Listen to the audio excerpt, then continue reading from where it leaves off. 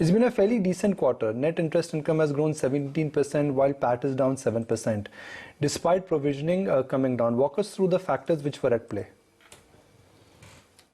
See, it is actually, these are not comparable quarters, quarter on quarter if you look at it. If you look at last year, the first quarter had a very large impact on account of the COVID-2. And you had a large impact on NCL also, in spite of we using some amount of the management overlay which we carried at that time.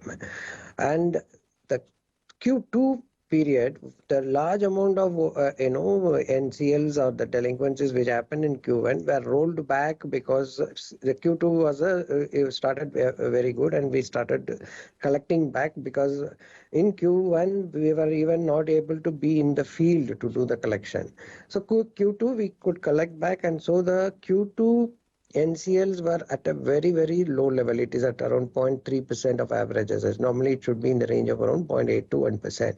So the Q2 of last year is not a comparable number from an NCL perspective. And that is why today it is looking like the comparable PBT looks like it is a negative. Otherwise, if you look at an YTD on YTD, you will see that the numbers are, working out to be correct.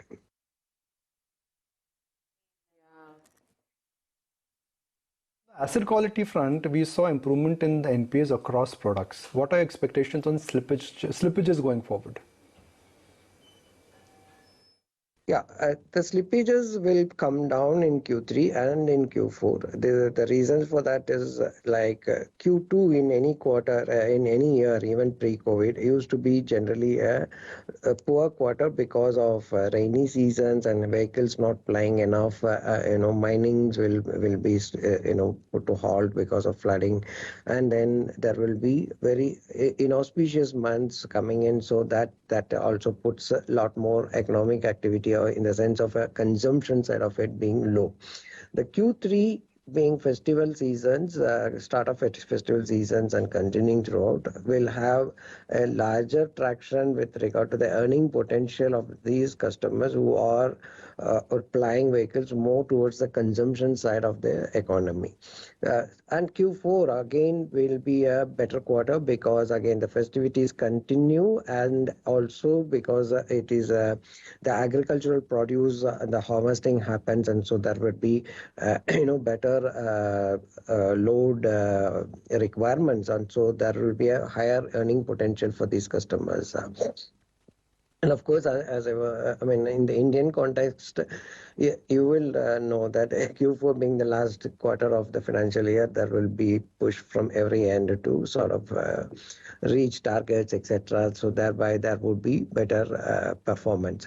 So basically, we are looking at much better improvements than what we saw in Q2 in the Q3 and Q4. Our only this thing is in the east side, because the mining sector has been closed down from an export angle, etc. There has been a little bit of lower traction, resulting in slightly higher delinquencies, and that until the mining opens up in full-fledged, it will continue to be that too. It is restricted to the heavy commercial vehicle which apply in the mining sector. But for it, I think we see a good traction across the country otherwise. So what's the outlook on CV cycle growth then? Because both LCVs as well as MCVs, two HCVs, just wanted to understand how the entire spectrum is shaping up. And are you really sensing an upcycle? What is the data suggesting? See, the CV cycle had been continuously on a downturn for quite some time, and now it is showing the reversal trend coming. So while the growth levels in heavies have been quite good in the first two quarters, what we are seeing is it's more concentrated on the fleet side of the requirements. The SRTO segment, or the small road transport operators, are still more relying on the used vehicles. Also, there is a good amount of supply of used vehicles that is putting, that is triggering these customers to opt for used vehicles instead of going in for a high-end BS6 vehicle, which is from a pricing perspective much more costlier than a BS4 used vehicle. So this trend continues, and we need to see until, they get the confidence, which we expect to happen in Q3, Q4, that they will start buying new vehicles, looking at the demand uptick in the consumption side of the economy. Right. You know, your AUM growth guidance, just wanted to understand what is it that you're setting it at and where does the key focus then lie going forward? The AUM guidance we have told will be in the range of around 15 to 20%. We are almost there already, but we need to also look at it as a year-end to year-end perspective.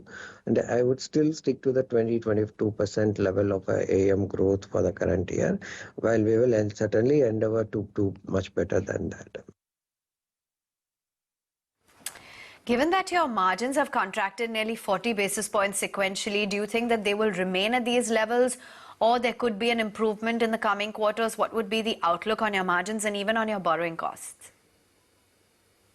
See, I had already said in my earlier previous quarters, investor call that the cost of funds on a year-on-year basis would move up by 50 basis points. Again, if you see on a year-on-year basis that on a YTD H1 to H1, our cost of funds actually has not increased compared to last year. Actually, it's still lower than last year. But certainly Q3, Q4, you will see a larger impact of the higher cost of funds that is, coming up as we get the loans repriced in the new under the new interest regime. But still stick to the stance that on an year-on-year basis, I would have a cost of funds increase as compared to FY22. The FY23 cost of funds would be around 50 to 60 basis points unless much more drastic interest hikes happen in the future. But I think as per current trends, we still stick to that.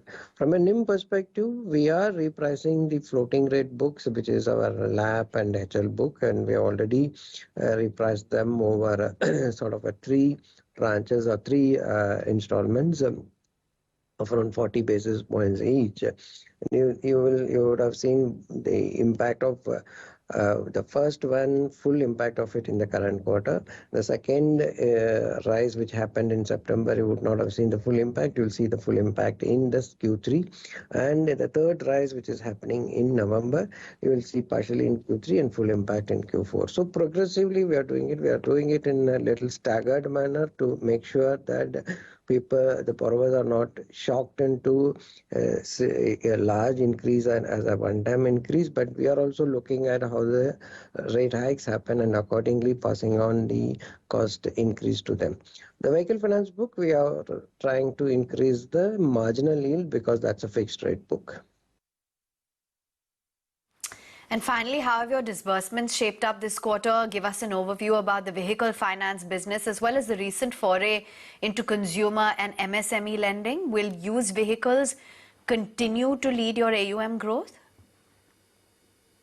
The vehicle finance book has grown by around 61% this quarter and on a year-on-year basis 84%. But I think these numbers, again, as I said earlier, are a bit skewed because last year Q1 was not a quarter which you can call as an effective quarter at all. I mean, it was very, very low across all the products. So overall, if you look at it, we will still clock a good growth going by the trend as compared to last year, because effectively last year was like a 9-month year and this is like a 12-month year. And so that would be the case with any industry player in the segment. Coming to the new segments, yes, they are growing fast. We are cautiously growing. We are looking at them, and yes, they are good. They are having good traction, and we see good potential there. Not only to do the business by them of the what we call as the consumer and small enterprise loans and the small business loans, etc. We also look at them as customer acquisition models to sort of cross-sell in the long run. But right now our focus is to establish this business and run them effectively, and that's what we will concentrate on in the next few quarters. Thank you so much for taking time out and joining in, giving us a flavor as to what the highlights have been for the quarter gone by, as well as your outlook on margins and AUM growth. That's Cholamandalam investment for you. The stock holding out by about 1% in today's trading session at 7:33. Tell you what, we'll slip into a very quick break right here on the show. Be right back. Lots more lined up when we return. The index at 18,131.